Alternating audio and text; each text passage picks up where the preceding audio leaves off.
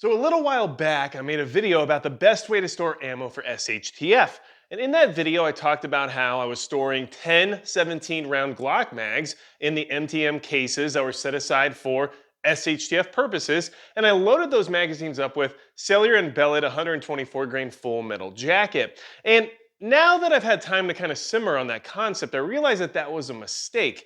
And here's the thing, I don't necessarily stockpile just loads and loads of super high quality top tier 9mm ammo. That'd be really expensive and not many of us can afford to do that, myself included. But I figured that it was a mistake to load my actual SHTF magazines with subpar ammunition for no real reason. So my mistake was thinking that I should stick with what NATO basically does. 124 grain 9mm traveling at around 1200 feet per second. But the thing is that this ain't no Hague Convention, right? We're talking about SHTF prepping, and for us as preppers and individuals, there's gonna be a lot of times where our sidearm might actually be our primary weapon because it's our concealed carry, we don't have our rifles, we're out doing some kind of reconnaissance where we can't have overt weaponry, and your pistol then becomes your primary. And in that situation, you wanna make sure that it can do the job as well as possible. And 124 grain full metal jackets aren't necessarily going to do that job. So in a secondary role, as a pistol being your backup firearm, sure, I guess that's probably fine because hopefully you're not using it anyway because you have a rifle.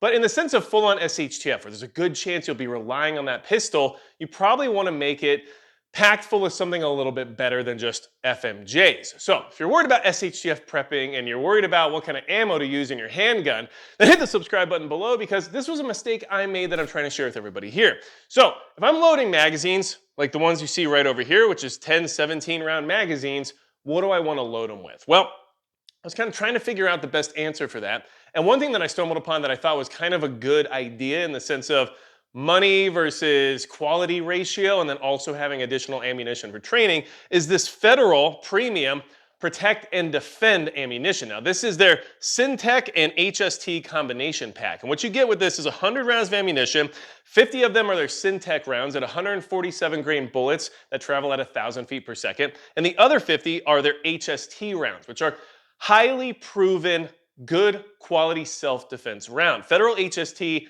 is really hard to beat, especially in the 147 grain weight. And you get 50 rounds of that also traveling at 1,000 feet per second. So your training ammunition is basically the same as your self-defense ammunition.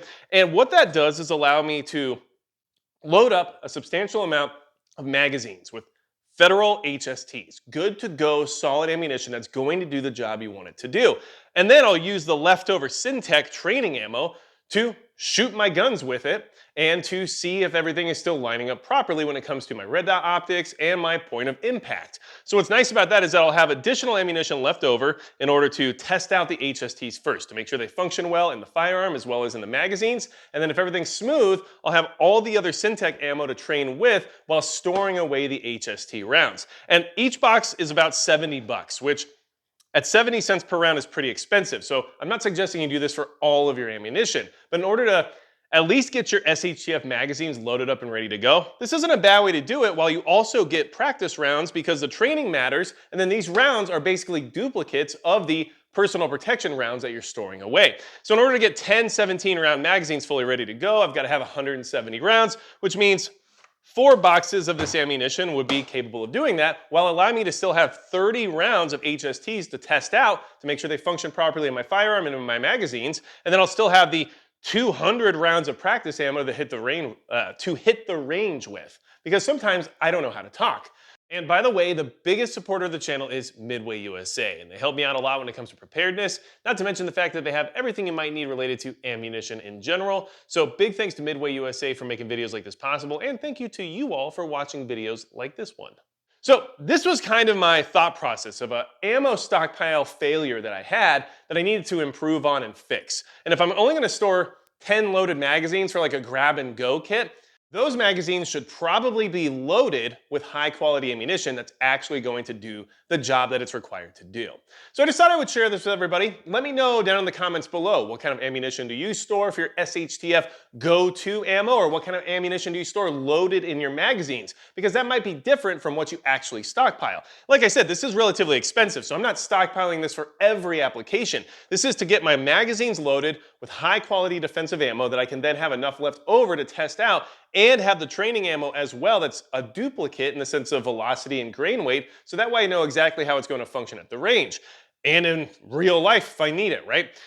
But my main stockpile is probably still going to be less expensive ammunition, just for the fact that I can store much more of it for that reason. Anything else you need from me, you know where to go, magicprepper.com. And besides that, that's going to be it for Magic Prepper.